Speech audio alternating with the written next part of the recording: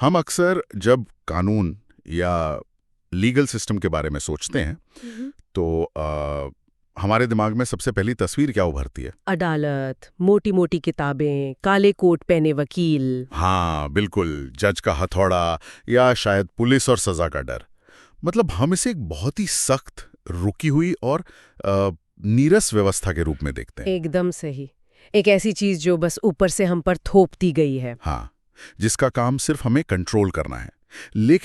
लेकिन क्या हो अगर मैं कहूं कि कानून कोई सजा देने वाला टूल नहीं है, बल्कि ये बिल्कुल आपके घर के एसी के थर्मोस्टेट की तरह काम करता है। थर्मोस्टैट। हाँ, हाँ, ये नजरिया पूरी लीगल थ्योरी को देखने का एक बहुत ही अलग और मैं कहूँगी बहुत ही सटीक लेंस है है ना? जी। क्योंकि अगर हम एक थर्मोस्टेट के बेसिक फंक्शन को देखें तो उसका काम कमरे के तापमान को लगातार मापना और उसे एक तय बेसलाइन पर संतुलित रखना होता है। बेफल, जब बाहर बहुत गर्मी होती है और कमरे का तापमान बढ़ने लगता है तो थर्मोस्टेट उसे सेंस कर लेता है।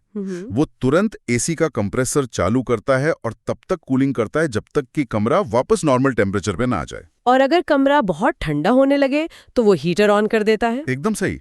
उसका सिर्फ एक ही मकसद है, किसी भी तरह से बैलेंस बनाए रखना। और आज हम जिस unified theory of social systems पर इस गहरे विश्लेषण में बात कर रहे हैं, उसके हिसाब से हमारा कानूनी ढांचा भी हूबहू यही काम कर रहा है। वो समाज का थर्मोस्टेट है। हाँ, ये कोई बेजान किताब नहीं है, बल्कि एक बहुत ही जिंदा और लगातार खुद को बैलेंस करने वाला डायनामिक होम्योस्टैटिक सिस्टम है। और हमें इस बात पर गौर करना चाहिए कि आखिर समाज को इस थर्मोस्टेट की जरूरत क्यों पड़ती है।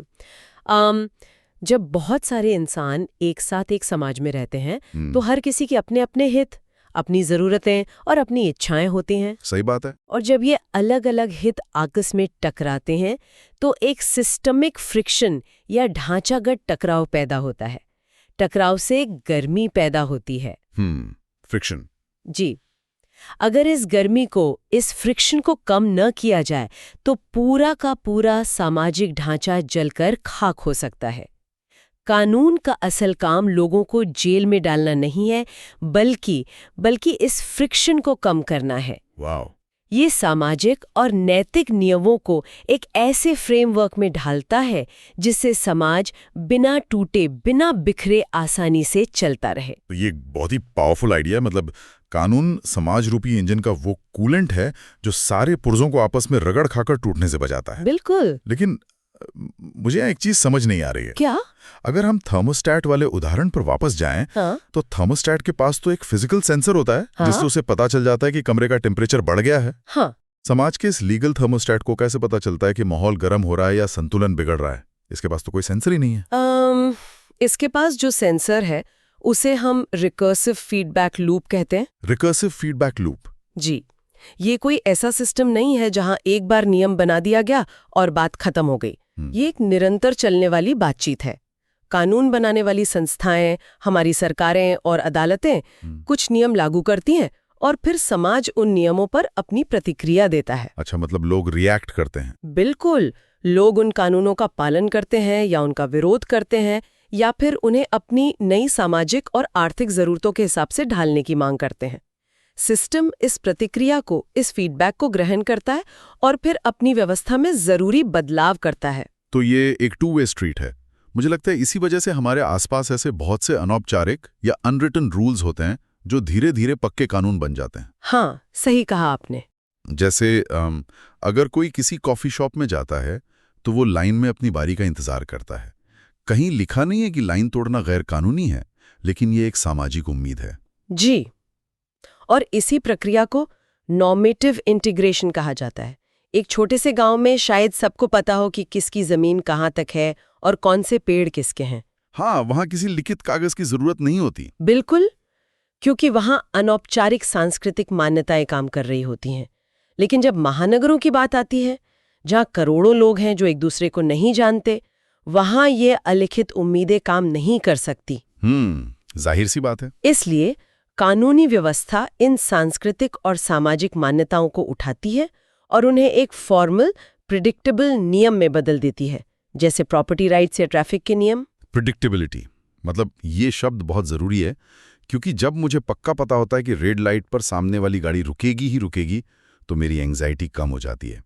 मैं बिना डरे अपनी गाड़ी चला सकता हूँ। और यहीं पर इस सिस्टम का दूसरा पहलू काम करता है, जिसे फ्रिक्शन मिटिगेशन या टकराव कम करना कहते हैं। जब कानून समाज में प्रेडिक्टेबिलिटी लाता है तो वो असल में लोगों के बीच होने वाले विवादों को शुरू होने से पहले ही खत्म कर रहा होता है। इससे आप एक तरह की सोशल इंजीनियरिंग कह सकते हैं। Social engineering? जी, इसका मुख्य उद्देश्य समाज में संसाधनों और ऊर्जा की बर्बादी को रोकना है। अगर दो लोग एक ही जमीन पर दावा कर रहे हैं और सालों तक कोर्ट के बाहर लड़ते रहते हैं तो दोनों का समय, पैसा और शांति बर्बाद होती है। कानून एक तय प्रक्रिया बनाकर इस बर्बादी को रोकता है। ये सोशल इंजीनियरिंग वाला कॉन्सेप्ट तो समझ में आता है, लेकिन यहाँ एक पेंच है। क्या? आप किसी भी समाज पर सिर्फ ताकत के जोर पर कोई भी नियम थोपकर उसे इंजीनियर नहीं कर सकते। अगर थर्मोस्टेट का टेम्परेचर किसी ने 10 डिग्री पर सेट कर दिया तो कमरे में बैठे लोग ठंड से ठिठुरने लगेंगे। हाँ, और अंत में तंग आके उस थर्मोस्टेट को ही तोड़ देंगे। बिल्कुल। ये एकदम सटीक तुलना है, और यही कारण है कि किसी भी कानूनी व्यवस्था को टिके रहने के लिए एथिकल लेजिटिमेसी यानी नैतिक वैधता की सख्त जरूरत होती है। नैतिक वैधता। जी, कानून सिर्फ एक सूखी हुई नियमावली नहीं हो सकता। उसके अंदर एक इनर मोरालिटी या समाज का साझा ज़मीर होना चाहिए। जब सिस्टम कोई नियम बनाता है तो लोगों के दिलों में ये विश्वास होना चाहिए कि वो नियम मूल रूप से सही और न्यायपूर्ण है। यानी अगर कानून समाज के नैतिक कंपास से मैच नहीं करता तो लोग उसे दिल से नहीं मानेंगे। बिल्कुल।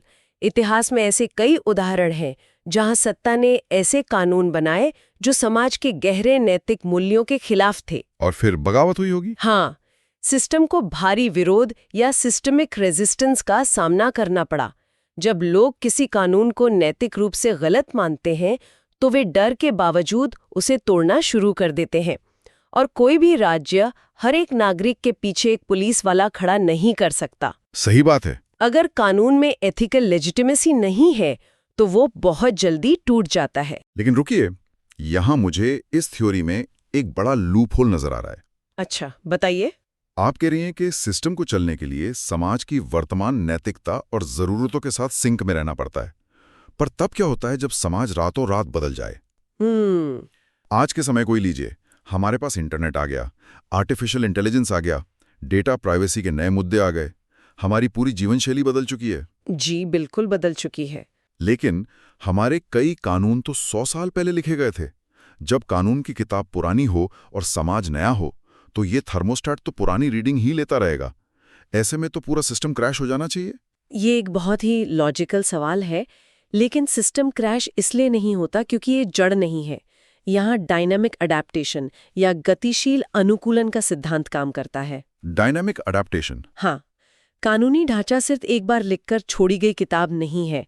इसके पास खुद को रिपेयर करने और हालात के हिसाब से खुद को ढालने के आंतरिक मैकेनिज्म होते हैं। ये मैकेनिज्म काम कैसे करता है? मतलब मान लीजिए एआई से जुड़ा कोई बिल्कुल नया विवाद सामने आ गया जिस पर कोई कानून ही नहीं है, तब अदालतें क्या करती हैं?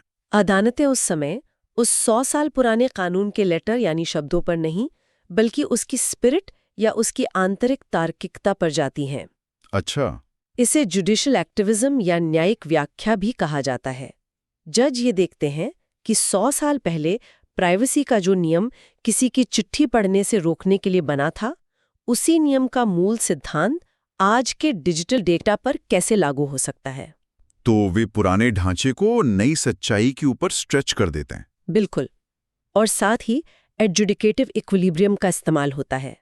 ये विवादों को सुलझाने का एक तटस्थ और निष्पक्ष तरीका है। जब समाज में कोई नया और अनदेखा टकराव पैदा होता है तो सिस्टम एक न्यूट्रल जगह देता है जहां दोनों पक्ष अपनी बात रख सकें। ये निष्पक्षता लोगों का भरोसा बनाए रखती है और सिस्टम को बिखरने से बचाती है। तो कानून एक रबर बैंड की तरह है जो नई परिस्थितियों को कवर करने के लिए खिंच जाता है लेकिन टूटता नहीं है। सही कहा। ये सारी बातें बहुत गहरी हैं, लेकिन अब तक हम सिर्फ अदालतों, जजों और सरकारों के नजरिए से ही बात कर रहे हैं। जिस रिसर्च पर हम चर्चा कर रहे हैं वो इसे एक यूनिफाइड थ्योरी कहती है। जी, यूनिफाइड थ्योरी। इसका मतलब है कि ये सिर्फ वकीलों का विषय नहीं है, बल्कि दुनिया के हर उस हिस्से में लागू होता है जहां कोई व्यवस्था चल रही है। तो चलिए इसे थोड़ा बड़े परिप्रेक्ष्य में देखते हैं। अदालतों से बाहर निकलकर एक आम व्यापार या बिजनेस में ये होम्योस्टैटिक सिस्टम कैसे काम करता है? बिजनेस इसका एक बहुत ही बेहतरीन उदाहरण है। अगर आप किसी भी बड़ी कॉर्पोरेट संस्था या दो कंपनियों के बीच होने वाले कॉन्ट्रैक्ट्स को देखें, तो वे असल में एक आंतरिक कानूनी व्यवस्था ही है। वे बिल्कुल उसी थर्मोस्टैट की तरह काम करते हैं जिसके बारे में हमने शुरुआत में बात की थी। इसे थोड़ा और ग्राउंड लेवल पे समझते हैं। मान लीजिए मेरी एक टेक कंपनी है और मैंने आपकी एजेंसी को एक नया सॉफ्टवेयर बनाने का काम दिया है।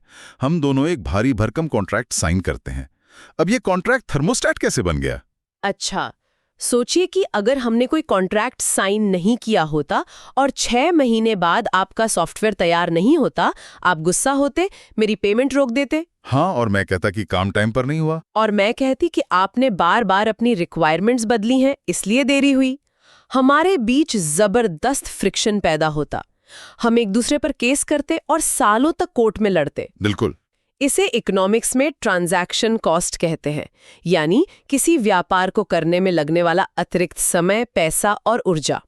लेकिन क्योंकि हमने पहले ही एक कॉन्ट्रैक्ट साइन कर लिया था, तो वो कॉन्ट्रैक्ट हमारा थर्मोस्टैट बन गया। अच्छा। उसमें पहले से लिखा था कि अगर सॉफ्टवेयर 1 महीना लेट होगा तो मेरी फीस में 10% की कटौती होगी, और अगर आप रिक्वायरमेंट्स बदलेंगे तो मुझे एक अतिरिक्त महीना मिलेगा। मैं समझ गया।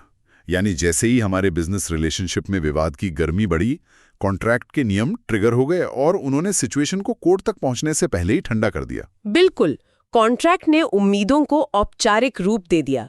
इसने हमारी ट्रांजैक्शन कॉस्ट को कम कर दिया और बाजार के इस लेनदेन को इतना प्रिडिक्टेबल बना दिया कि हम बिना आपसी विश्वास टूटे अपना काम पूरा कर सकें। वाओ, ये भी फ्रिक्शन मिटिगेशन ही है, बस समाज की जगह एक व्यापारिक रिश्ते पर लागू हो रहा है। ये तो हो गई इंसानों और व्यापार की बात, लेकिन मैं सोच रहा हूँ कि क्या ये सिद्धांत निर्जीव चीजों पर भी लागू होता है? अगर हम इंजीनियरिंग या फिजिक्स की बात करें, वहां तो कोई समाज या कॉन्ट्रैक्ट नहीं है। वहां ये लीगल ऑर्डर कैसे काम करेगा? इंजीनियरिंग में ये और भी ज्यादा स्पष्ट रूप से दिखाई देता है। किसी भी फिजिकल स्ट्रक्चर में 2 चीजें होती हैं। एक होती है बाहरी ढांचागत बाधाएं, यानी स्ट्रक्चरल कंस्ट्रेंट्स, जैसे गुरुत्वाकर्षण या हवा का दबाव जी। और दूसरी चीज होती है उस स्ट्रक्चर को बनाने में इस्तेमाल हुए मटेरियल के अपने आंतरिक नियम। जैसे अगर हम एक सस्पेंशन ब्रिज बना रहे हैं। बिल्कुल, उस पुल के जो स्टील के केबल्स हैं, उनकी अपनी एक सहने की क्षमता है, उनका अपना एक मॉलिक्यूलर नियम है, और बाहर से उस पुल पर जो हजारों गाड़ियां चल रही हैं और जो तेज हवाएं उस पुल को धक्का दे रही हैं, वो बाहरी दबाव है। अगर उस पुल की इंजीनियरिंग का डिजाइन, जिसे आप उस पुल का कानून कह सकते हैं, उन स्टील के केबल्स के आंतरिक नियमों और बाहरी दबाव के बीच सही तालमेल नहीं बिठा पाता, तो क्या होगा? तब कोई अदालत नहीं बैठेगी, सीधा वो पुल टूटकर नदी में गिर जाएगा। हाँ, मैकेनिकल फेलियर हो जाएगा। बाप रे। यही बात है। इंजीनियरिंग में भी सिस्टम का अनुकूलन या ऑप्टिमाइजेशन तभी होता है जब आंतरिक पुर्जों के नियम बाहरी दुनिया की सच्चाइयों के साथ होम्योस्टैटिक संतुलन में हो। अगर ये संतुलन बिगड़ा तो व्यवस्था चरमरा जाएगी और तबाही मचेगी। इस बात ने मुझे एक बहुत ही दिलचस्प दिशा में सोचने पर मजबूर कर दिया है। क्या? अगर इंजीनियरिंग में बाहरी स्ट्रक्चर और अंदर के पुर्जों का अलाइन होना जरूरी है, तो क्या हम इंसानों के दिमाग को भी इसी तरह देख सकते हैं? मनोविज्ञान या साइकोलॉजी में भी तो ऐसा ही कुछ होता है ना? 100%। इंसान का दिमाग भी एक तरह का कॉम्प्लेक्स सिस्टम है। हमारे अंदर हर वक्त कई तरह के आवेग या इम्पल्सेस उठते रहते हैं। हमें अचानक गुस्सा आता है, लालच आता है, या हम किसी से बदला लेना चाहते हैं। ये तो सच है। यह हमारी आंतरिक स्थिति है। लेकिन हम एक सभ्य समाज में रहते हैं जहां इन आवेगों को खुला नहीं छोड़ा जा सकता। तो मनोविज्ञान हमें बताता है कि हमारे दिमाग के अंदर खुद का एक मोरल फ्रेमवर्क विकसित होता है, जिसे हम अपना ज़मीर कह सकते हैं। ये आंतरिक ज़मीर बिल्कुल एक कॉग्निटिव रूल ऑफ लॉ की तरह काम करता है। यानी मेरे दिमाग के अंदर भी एक जज बैठा है जो मुझे टोकता है। हाँ, ये आंतरिक जज आपकी इच्छाओं और बाहरी समाज की ज़रूरतों के बीच एक हार्मनी या सामंजस्य बनाता है। जब आप ट्रैफिक जाम में फंसे होते हैं और आपको सामने वाले पर बहुत तेज गुस्सा आ रहा होता है कि आप उसकी गाड़ी में टक्कर मार दें, जो कि अक्सर होता है। बिल्कुल, तब आपका ये cognitive rule of law trigger होता है। वो उस गुस्से रूपी फ्रिक्शन को ठंडा करता है। अगर किसी व्यक्ति के दिमाग का ये आंतरिक कानून टूट जाए या फेल हो जाए तो क्या होगा? वो इंसान समाज के नियमों के खिलाफ जाकर कोई अपराध कर बैठेगा वो एक तरह से समाज में एक्सप्लोड हो जाएगा। एकदम सही। मैं इंजीनियरिंग और मनोविज्ञान के इस कनेक्शन को देख पा रहा हूँ। जिस तरह एक इंजन के पुर्जों को उसके स्ट्रक्चरल डिजाइन के हिसाब से चलना पड़ता है ताकि वो इंजन जरूरत से ज्यादा गर्म होकर फट ना जाए, बिल्कुल उसी तरह एक इंसान के अंदर का ये मॉरल फ्रेमवर्क उसे समाज में एक्सप्लोड होने से रोकता है। और यही कारण है कि हम कानून को सिर्फ बाहर पुलिस थानों और अदालतों में नहीं देख सकते। कानून हमारे अपने दिमाग के अंदर भी है, हमारी नैतिकता और हमारे सेल्फ कंट्रोल के रूप में। और अगर हम इसे पूरी दुनिया के स्केल पर ले जाएं, हाँ। तो चौथा क्षेत्र पर्यावरण या एनवायरनमेंट का आता है। ये तो सबसे बड़ा होम्योस्टैटिक सिस्टम है। पर्यावरण से बड़ा कोई फीडबैक लूप है ही नहीं। वहां भी निरंतरता या सस्टेनेबिलिटी तभी बनी रहती है जब संतुलन हो। एक तरफ हम इंसान हैं जो लगातार संसाधनों का उपभोग कर रहे हैं, हम जंगल काट रहे हैं, पानी का इस्तेमाल कर रहे हैं। हाँ। दूसरी तरफ हमारे इकोसिस्टम की एक सीमित क्षमता है कि वो कितनी जल्दी खुद को रिकवर कर सकता है। जब हमारा उपभोग प्रकृति की क्षमता को पार कर जाता है तो बहुत भारी फ्रिक्शन पैदा होता है। और तब प्रकृति अपना खुद का कानून लागू करती है। वो हमारे बनाए कोर्ट कचहरी का इंतजार नहीं करती। बिल्कुल नहीं। वो जलवायु परिवर्तन, सूखे या प्राकृतिक आपदाओं के रूप में एक कड़ी प्रतिक्रिया देती है ताकि वो अपना संतुलन वापस पा सके, चाहे इसमें हमारा कितना भी नुकसान क्यों ना हो। बिल्कुल, प्रकृति हर हाल में अपना होम्योस्टेसिस वापस हासिल करके ही रहती है। तो आज के इस पूरे विश्लेषण को अगर हम समेटें तो एक बात बिल्कुल शीशे की तरह साफ हो जाती है। कानून कोई बनावटी बेड़ियां नहीं है जो हमें जकड़ने के लिए बनाई गई हैं। ये एक स्वयं संतुलित जिंदा फ्रेमवर्क है जी। हमारे पर्यावरण और यहाँ तक कि हमारे अपने दिमाग को एक लय में धड़कने में मदद करता है। ये अलग अलग मानवीय हितों को टकराने से रोकता है। ये वह थर्मोस्टैट है जो ये सुनिश्चित करता है कि हम बिना एक दूसरे को नुकसान पहुंचाए एक साथ रह सकें और आगे बढ़ सकें। ये एक बेहतरीन सारांश है। लेकिन इस गहरी चर्चा को खत्म करने से पहले मैं एक ऐसा विचार छोड़ना चाहूंगी जो इस पूरी थ्योरी को आज के संदर्भ में एक चुनौती देता है। बताइए। हमने इस पूरी चर्चा के दौरान बार बार एक बात पर जोर दिया कि ये कानूनी थर्मोस्टैट तभी काम करता है जब इसमें एथिकल लेजिटिमेसी हो, यानी समाज के लोगों में एक साझा ज़मीर हो, वे एक बात पर सहमत हों कि क्या सही है और क्या गलत। हाँ, अगर हम सब एक ही बेसलाइन टेम्परेचर पर सहमत हैं तभी तो थर्मोस्टैट कमरे को उस टेम्परेचर पर लाएगा। अब जरा आज की दुनिया को देखिए। हम एक ऐसे डिजिटल और एल्गोरिदम ड्रिवन युग में जी रहे हैं जहां साझा सच्चाई जैसी कोई चीज बची ही नहीं है। ये तो है। सोशल मीडिया और अलग-अलग विचारधाराओं के इको चेम्बर्स ने समाज के इस साझे ज़मीर को छोटे-छोटे टुकड़ों में बांट दिया है। आज हर ग्रुप की अपनी अलग नैतिकता है, उनके अपने अलग तथ्य हैं। जब एक ही समाज में रहने वाले लोगों के बीच बुनियादी बातों पर ही कोई सहमति नहीं होगी कि क्या सही है और क्या गलत, तो वहां इस होम्योस्टैटिक सिस्टम का क्या होगा? ये तो वाकई सोचने वाली बात है। जब सबकी नैतिकता और अपेक्षाएं एक दूसरे से इतनी अलग हो जाएंगी, तो क्या ये डायनामिक फीडबैक लूप कोई नया संतुलन खोज पाएगा? या फिर समाज के अंदर पैदा होने वाला फ्रिक्शन इतना ज्यादा बढ़ जाएगा कि हमारी ये पूरी व्यवस्था अपने ही आंतरिक टकराव के बोझ तले दबकर हमेशा के लिए चरमरा जाएगी? अगर थर्मोस्टेट को यही ना पता हो कि कमरे के लिए नॉर्मल तापमान क्या है, तो वो किसे सही करेगा? और अगर कमरे के आधे लोग हीटर चलाना चाहते हैं और आधे एसी, तो अंत में थर्मोस्टेट का टूटना लगभग तय है। खैर, ये वाकई एक ऐसा सवाल है जो हम सबको लंबे समय तक सोचने पर मजबूर कर देगा। इसी गहरे विचार के साथ हम आज का ये विश्लेषण यहीं समाप्त करते हैं।